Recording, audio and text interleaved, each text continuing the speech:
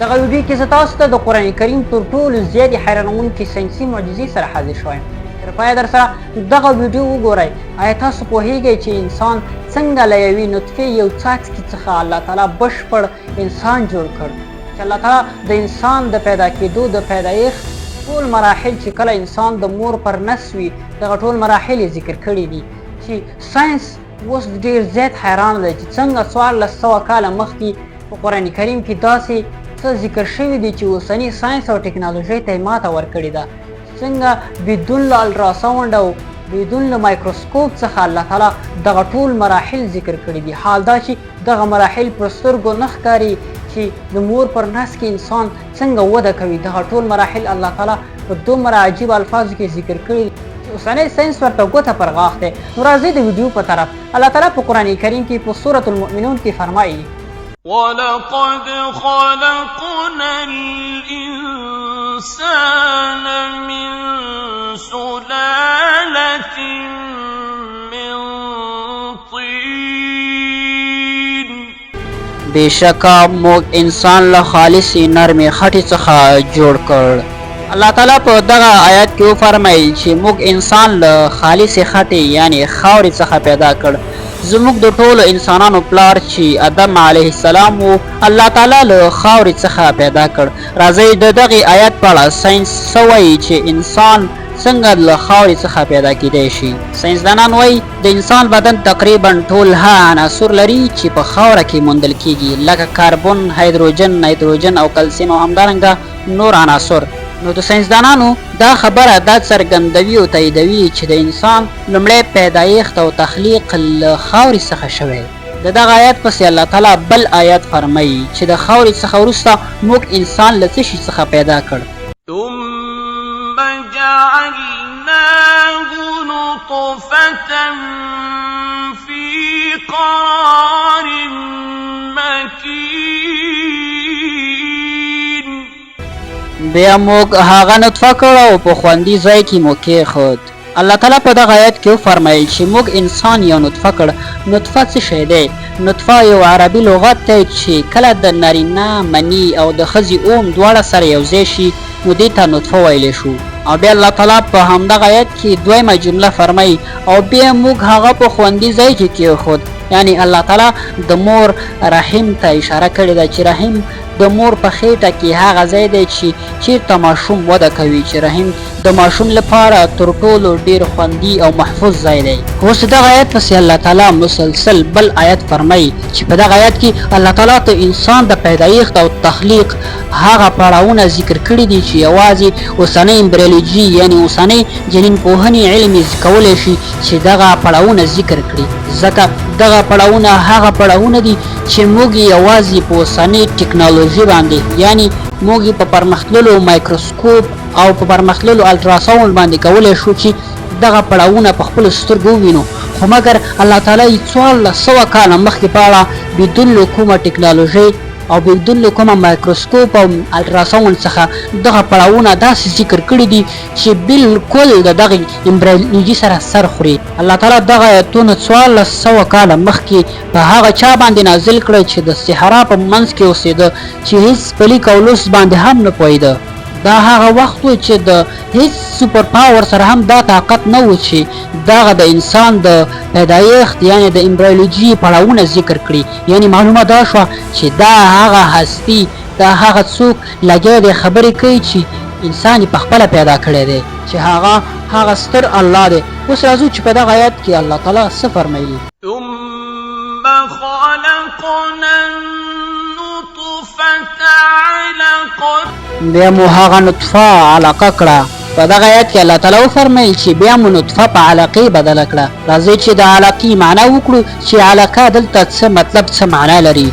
یو څه وخت مخکې یو لوی امبریولوژیست چې د نړۍ پر سطحه یو غوره جنینپوه هم و چې د کاناډا په هیواد کې د یو ستر پوهنتون استاد هم و او د انسان د پیدایښت په اړه زیات شمېر کتابونه هم لیکلي وو. چې دغه ډاکټر نوم ډاکټر کیت مور دی چې دغه ډاکټر ته یو ورځ یو کس وویل چې تاسو د انسان د پیدایښت په اړه چې کوم پړاوونه مراحل په خپله امبریولوژي کې اوس لیکلي دي داسې یو کتاب شته دی چې دغه پړاوونه 1400 کاله مخکې ذکر کړي دي. د دغې خبرې په اورېدو سره ډاکټر کیتمور ډېر زیات حیرانه شو او دغه کس ته وویل چې دغه کتاب ما ته راوښیه. کله چې ډاکټر کیتمور قرآن کریم راواخیست او د قرآن کریم دغه آیتونه یې ولوستل چې موږ بیا نطفه په علقې بدله کړه، نو ډاکټر کیتمور د عربي زده کړه پیل کړه او د علقې 3 معناګانې راویستې چې د علقې لومړی معنا بلډ کلاټ یعنې د ټینګې وینې توکړه.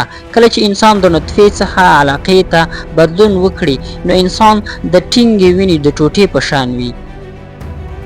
د علقې دویمه معنا سسپنډنګ ثینګ یعنی ځوړند شوی څیز لکه د چت پکې چې د چت پورې همداسې ځوړند وي. نو علقه هم په دغه پړاو مرحله کې د مور د رحم د دیوال پورې همداسې نښتې وي، همداسې ځوړند وي. تاسو یې په سکرین باندې لیدلی شئ چې د علقې دا معنا ورسره هم بالکل سمه وختله. دریمه معنا د علقې ژوره چې تاسو به لیدلی وي چې د زیاترو حیواناتو پورې ژوره نښتې وي او وینه ترې څښي. په انګلیش کې ورته لیچ وایي چې دا یوه خزینده ده. کله چې د حیواناتو پورې یا انسان پورې ونښلي نو د انسان او حیواناتو څخه وینه راکش کوي او څښي، نو دې ته علقه ویلی شي. نو علقه هم د مور په رحم کې چې کله موجوده وي نو د فیسیټل کارډ په واسطه د مور څخه وینه راکش کوي او څښي، چې په دغه مرحله کې د علقې یعنې د انسان خوراک د مور وینه وي چې د مور څخه یې راکش کوي او خوري. او همدارنګه علقه د ژورې سره په شکل کې هم ورته وي. تاسو په سکرین لیدلی شئ چې پورتنی عکس د انسان د جنین دی، یعنې کله چې انسان د مور پر نس وي نو په لومړی پړاوونو کې انسان دغه ډول وي او لاندنی عکس د ژورې دی. تاسو لیدلی شئ په شکل کې هم سره ورته دي او همدارنګه دا عکسونه را سره هم وینئ. کله چې انسان د علقې په مرحله کې وي نو دغه ډول شکل لري. او دې خواته دا بل عکس ووینئ چې دا د ژورې د سر څخه د مایکروسکوپ په واسطه عکس اخیستل شوی دی. سبحان الله، څومره یو عجیبه کتاب دی چې دغه 3 واړه معناګانې ورسره سمې وختي. ورپسې الله تعالی په بله جمله کې فرمایي فخلقنا العلقة مضغة فخلقنا المضغة عظاما او بیا موږ علقه په مدغه بدله کړه. کله چې انسان نطفه وي بیا علقه شي بیا پسې مدغه شي. نو کله چې ډاکټر کیتمور د مدغې کلمه ولیدله نو هغې 2 معناوې راویستې. لومړی معنا د غوښې یوه ټوټه یعنی انسان د وینې ټوټې څخه وروسته د غوښې په ټوټې بدلیږي. دویمه معنا وژول سوی څیز. سبحان الله، کله چې انسان مدغه وي یعنی د غوښې یوه ټوټه وي نو په دغه سلسله کې الله تعالی بیا د هډوکو د جوړېدو سلسله شروع کړي. نو لومړی هډوکی چې جوړیږي هغه د ملا تیر یعنی د ملا لوی هډوکی دی. کله چې دغه جوړیږي نو په غوښه کې یو ډول علامات او نښې څرګندېږي چې دا علامات او نښې داسې ښکاري لکه دا غوښه چې ژول سوې وي. ساده مثال به یې درکړم. تاسو لیدلی شئ چې دا ژاوله ده چې ژول سوې ده، د دې عکس ووینئ او تاسو د دغې په خوا کې د مدغې عکس ووینئ. که دواړو سره وګورو نو دا غوښه داسې ښکاري لکه چا چې په غاښونه لګولې وي، لکه ژول سوي چې وي. سبحان الله، په دغه آیت کې الله تعالی بله جمله فرمایي فخلقنا المضغة عظاما فكسونا العظام لحما بیا مو له غوښې څخه هډوکي جوړ کړل او هډوکو ته مو غوښه وپوښله. ساینس هم دا وایي کله چې انسان د علقې څخه مدغه شي یعنې د غوښې یوه ټوټه شي نو دغه غوښه په هډوکو بدلیږي. کله چې هډوکي جوړ شي نو د هډوکو له پاسه بیا غوښه پوښل کیږي. بیا پسې الله بله جمله فرمایي ثم أنشأناه خلقا آخر بیا مو دا موجود بدل کړ بل ډول مخلوق ته. یعنی دا د انسان د پیدایښت اخري مرحله ده چې الله تعالی انسان مکمل جوړ کړي. او په پای کې الله تعالی فرمایي فتبارك الله أحسن الخالقين. نو الله ډیر زیات برکتناک او تر ټولو پیدا کوونکو ښه پیدا کوونکی دی. سبحان الله، دا و د انسان د پیدایښت مراحل چې الله تعالی په قرآن کریم کې ذکر کړي وو چې د اوسني عصر ټول ساینسدانان دغې معجزې ته ډیر زیات حیرانه دي چې څنګه 1400 کاله مخکې د انسان د پیدایښت مراحل ذکر شوي دي. حال دا چې دغه مراحل یوازې په مایکروسکوپ او الټراساونډ باندې ممکن دي چې ولیدلی شي، ځکه په سترګو باندې نه ښکاري. نو دا څنګه ممکنه شوه؟ خو معلومه دا شوه چې الله تعالی یو ریښتینی ذات او موجود دی او موږ باید په الله تعالی باندې په نالیدلي ډول مکمل یقین باور وساتو، ځکه چې الله تعالی داسې یو کتاب موږ ته رالیږلی دی چې په دې کې الله تعالی موږ ته هم نصیحت کړی دی او هم د هر ډول علم او د علومو ډکه خزانه ده.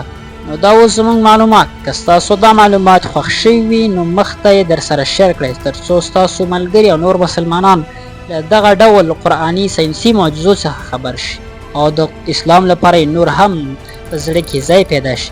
که تاسو زموږ یوټیوب چینل نوي سبسکرایب کړئ نو سبسکرایب کړئ او موږ در سره فالو کړئ. تر بیا ښې چارې او د لوی الله په امان.